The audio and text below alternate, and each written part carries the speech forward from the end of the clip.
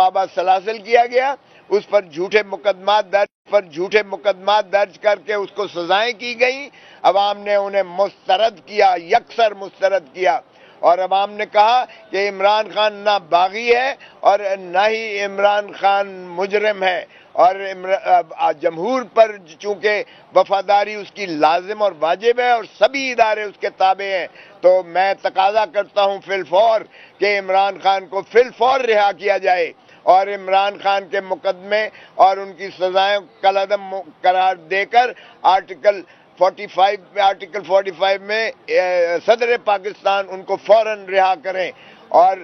بصورت دیگر فوراً ان کے مقدمات لگائے جائیں، اپیلیں، اور جس صورت سے ان کو تیزی سے ان کو غیر آئینی غیر قانونی طور پر سزائیں کی گئی ہیں اسی طرح ان کو بری کیا جائے۔ اگر ذل سبحانی جو کو تاج پوشی کے لیے لائے گئے تھے، جن کے خواب 8 فروری کو چکنا چور ہو گئے، جن کو عوام نے واضح طور پر مسترد کیا، اگر ان کے مقدمات اس طرح سن کر اور ان کے شواہد کے باوجود ان کو بری کیا جاتا ہے، تو یہاں انصاف کا تقاضا یہ ہے کہ عمران خان، جس کے وکیل کو بھی اجازت نہیں دی گئی، جس کا بیان بھی نہیں لکھا گیا ہے، جس کو صفائی کا موقع بھی نہیں دیا گیا ہے، جس کی بحث بھی نہیں سنی گئی ہے وکیلوں کی، اور ایک بلڈوز کر کے جس کو ایک سکسیشن میں 1 ہفتے میں 3 سزائیں دی گئی ہیں، وہ انصاف کے ایوانوں پر ایک کلنک کا ایسا ٹیکا ہے جو تا حیات جو ہے اس ملک کی عدالتی نظائر پر جو ہے ایک کلنک کا ٹیکا متصور کیا جائے گا۔ اس لیے پاکستان کے عوام جنہوں نے ایک دو ٹوک فیصلہ دیا ہے، ان کی خواہشات، ان کی پلس، ان کی نبض، ان کے احساسات، ان کے جذبات کو دیکھتے ہوئے اس کو فی الفور جو ہے کالعدم قرار دے کے عمران خان کو دوبارہ یہ حق دیا جائے، کیونکہ ہم اس کے باوجود ہم لارجسٹ پولیٹیکل پارٹی کے طور پر آئے ہیں۔ یہ کہنا کہ ہم انڈیپینڈنٹ ہے، یہ شوشہ جانے کیسے انہوں نے ایجاد کر لیا۔ ہم نے جتنے کاغذات نامزدگی دیے تھے، ہم نے پی ٹی آئی لکھا تھا اس پر، پی ٹی آئی کبھی بین نہیں ہوئی، نہ ہی الیکشن کمیشن یہ بین کر سکتی ہے، نہ اسے اختیار ہے۔ یہ سمبل صرف ہمارا لیا تھا، ہم تو ایک جو ہے عمران خان کا تھا۔ یہ واحد الیکشن ہے، میں نے 5 دہائی دیکھے ہیں الیکشن، یہ واحد الیکشن ہے جس میں ووٹر کینڈیڈیٹ کو ڈھونڈ رہا تھا، جس میں ووٹر کی ضد تھی کہ میں اپنے حقوق پر ڈاکہ نہیں ڈالنے دوں گا، جس نے سمبل کے لیے آ کے ہلکان ہو کر ڈھونڈتا پھر رہا تھا۔ میرا سمبل کے تھا، حالانکہ الٹریٹ جو ہے ہماری الٹریسی ریٹ 50% ہے تقریباً، لیکن اس کو آفرین ہے جس نے اس کے باوجود کہ وہ انگریزی کا ہنسا تھا کہ انہوں نے بھرپور انداز سے دیا، اور میں خواجہ سعد رفیق کو بھی یہ کریڈٹ دیتا ہوں کہ اس نے گریس دکھا کے جمہوری روایات کو ملحوظ رکھتے ہوئے اس نے اپنی شکست کو تسلیم کیا، اور اس نے مجھے فون پر مبارکباد دی، اور میں نے اسے کہا کہ کاش تم اپنے بڑوں کو بھی یہ درس دو۔ اگر نواز شریف ہار گیا ہے ڈاکٹر یاسمین سے تو کوئی قباحت نہیں ہونی چاہیے، کوئی شرم نہیں ہونی چاہیے اسے شکست تسلیم کرنے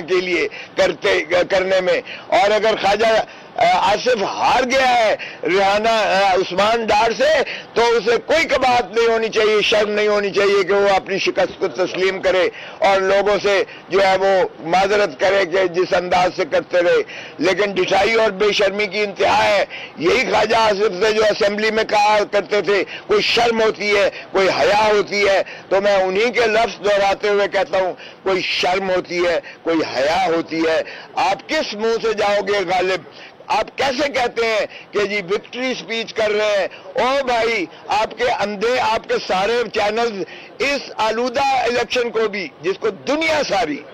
ساری مذمت کر رہی ہے کہ جو الیکشن آرٹیکل جو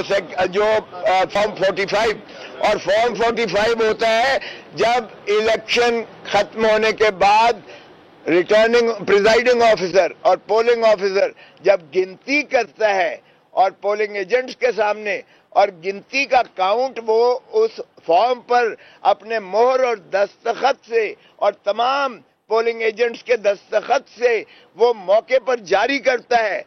پولنگ وہاں تک تو ٹھیک ہے الیکشن، ہمارے ساروں کے پاس جو 60 ہمارے چرائے گئے ہیں ان کے بھی ہمارے پاس فارم موجود ہیں. یعنی فارم 45 کے مطابق ہمارے 170 لوگ جیت رہے ہیں, 170 ہمارے پی ٹی آئی کے جیت رہے ہیں. یہ انڈیپینڈنٹ اس لیے نہیں ہے کیونکہ پاکستان تحریک انصاف بطور آئینی ایک جماعت کے, قانونی جماعت کے ایگزسٹ کرتی ہے اور ہم پی ٹی آئی ہیں. ہمیں انڈیپینڈنٹ کہنا یہ غلط ہے, غیر آئینی ہے, غیر قانونی ہے. تو اس لیے ہمارے پی ٹی آئی کے ارکان کا 170 تھی, اور اگر ہمیں 230 میں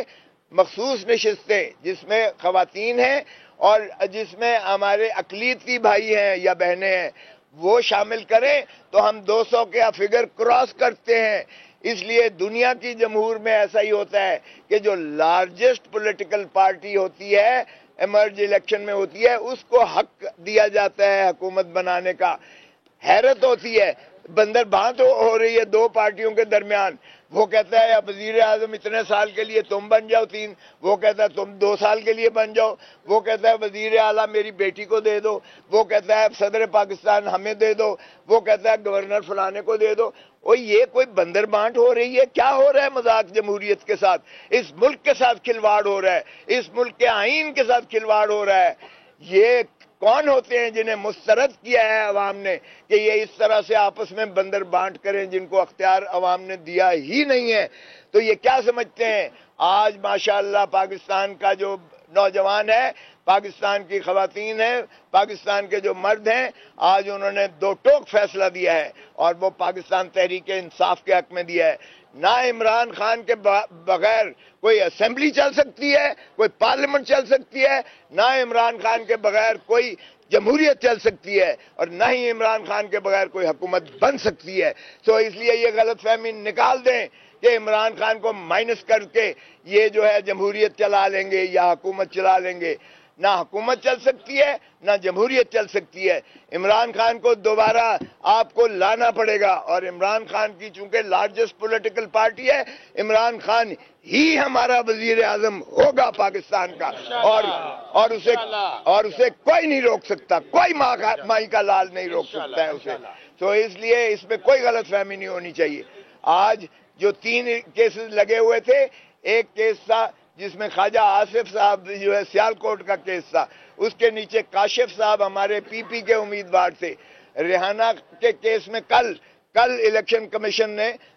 14 تاریخ رکھی ہے, نوٹس دیا ہے اور سٹے کیا ہے. آج جو ہے کاشف کا کیس تھا, اسی کے نیچے جو پی پی اے آتی ہے اس میں بھی فارم 45 میں ہم جیت چکے ہیں اور فارم 47 میں ہمیں ہرا دیا گیا ہے. یہ پیٹرن بھی بہت بڑا مذاق ہے.